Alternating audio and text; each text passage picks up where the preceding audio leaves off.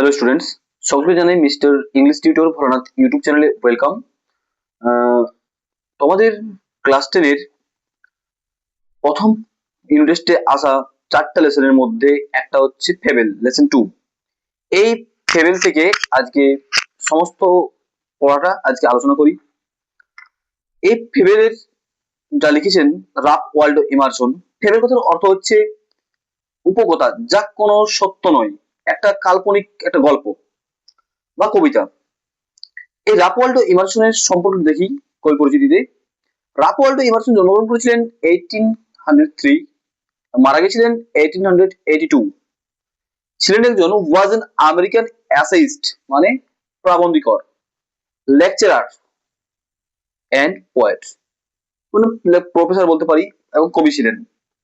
His famous poem include, তার বিখ্যাত কবিতার মধ্যে হচ্ছে কনকর্ড হাম and Brahma.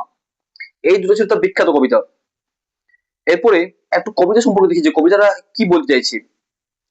The poem describes a conversation between the squirrel and the mountain. এই কবিতাটাতে বর্ণনা করেছে একটা কথোপকথন যা কাঠবিড়ালি এবং পর্বতের মধ্যে হয়েছে।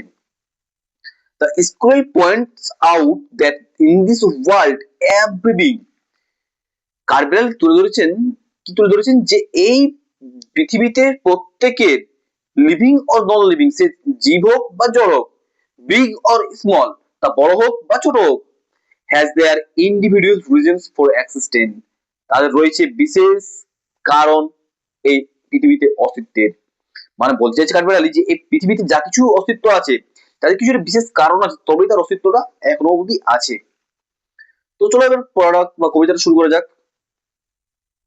The mountain and the squirrel had a quarrel. তাহলে পর্বতের আর কাঠবিড়ালির ঝগড়া ছিল। ঝগড়াটা কার কার মধ্যে? পর্বত এবং কাঠবিড়ালির মধ্যে ঝগড়াটা ছিল।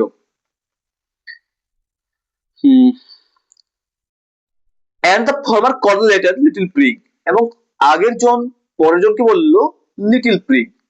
লিটল প্রিগ কথার অর্থ হচ্ছে যে অল্পতেই সন্তুষ্ট। এখানে মাউন্টেন বলতে চাইছে স্কুরেলকে বা কাঠবিড়ালকে যে তোমার দেহের আয়তন এইটুকু, তবু তোমার ওই অল্পটুকু জিনিস নিয়ে তুমি সন্তুষ্ট থাকছো, তার জন্য বলেছে লিটল প্রিগ। এটা মানে একটা হাস্যমান বা হাসি বা ঠাট্টা চলে বলছে লিটল প্রিগটা। বান রিপ্লাইড, বান বলতে কাঠবিড়ালি, কাঠবিড়ালি জবাব দিচ্ছে, কি জবাব দিচ্ছে? You are doubtless very big, তুমি নিঃসন্দেহে অনেক বড়। But all sorts of thing and weather must be taken in together, কিন্তু সমস্ত ছোট ছোট জিনিস এবং আবহাওয়া সবকিছুকে একসাথে নিতে হয়। কেন নিতে হয়? টু মেক আপ এ ইয়ার, একটা বছর তৈরি করার জন্য। একটা বছর কি এমনি এমনি মানে তৈরি হয়ে যায়? এক একটা সেকেন্ড করে, এক একটা ঘন্টা হয়, এক একটা ঘন্টা করে, এক একটা মানে ঘন্টা করে একটা দিন হয়, এক একটা দিন নিয়ে একটা সপ্তাহ, এক একটা সপ্তাহ নিয়ে একটা মাস, একটা মাস নিয়ে একটা বছর। তাহলে এই ছোট্ট থেকে শুরু করে এত বড় বছরটা সুসেস হচ্ছে বা মানে তৈরি করা হচ্ছে। and a spear, এবং একটা গোলক তৈরি করা হয়। and I think it no disgrace, এবং আমি এটাতে কোনো লজ্জা বোধ করি না। to occupy my place, আমি আমার নিজের জায়গা দখলে কোনো লজ্জা বোধ করি না। হতে পারে আমি ছোট, তাতে আমার কোনো লজ্জা নেই। if I am not so large as you, যদি আমি তোমার মতো বড় নই, you are not so small as I, তুমিও তো আমার মতো কিন্তু ছোট নও। and not half so spry, এবং আমার মতো অর্ধেকও তুমি চরমনে নও। আমার যখন ইচ্ছে সেখানে আমি এখানে ওইখানে যেতে পারি, কিন্তু পর্বত এত বড় শরীর নিয়ে বা এত বড় হওয়া সত্ত্বেও সেটা নিজের জায়গা থেকে মুভমেন্ট বা চলতে পারে না। I will not deny you make a very pretty school truck, আমি এটা অগ্রাহ্য করছি না যে তুমি এটা খুব সুন্দর স্কুলের বা কাঠবিড়ালি ওঠার জন্য রাস্তা তুমি তৈরি করে দাও। ট্যালেন্টস ডিফার, প্রত্যেকের ট্যালেন্ট বা বুদ্ধি সবার আলাদা আলাদা। All is well and wisely put, সবকিছু কিন্তু ভালো, সেটা ঠিকভাবে সাজানো হয়েছে।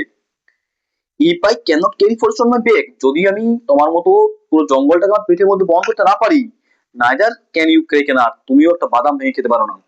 কারবেলি বলতে চাইছি যে তুমি পুরো পর্বতটা তোমার শরীরের মধ্যে রেখেছো, এত গাছপালা এত কিছু, আমি হয়তো তোমার মধ্যে এত কিছু দেখতে পাচ্ছি নাই, কিন্তু আমি একটা বাদাম খাওয়ার ইচ্ছে বাদামটা ভাঙিয়ে খেতে পারি, তা তুমি কিন্তু একদমই পারো নাই।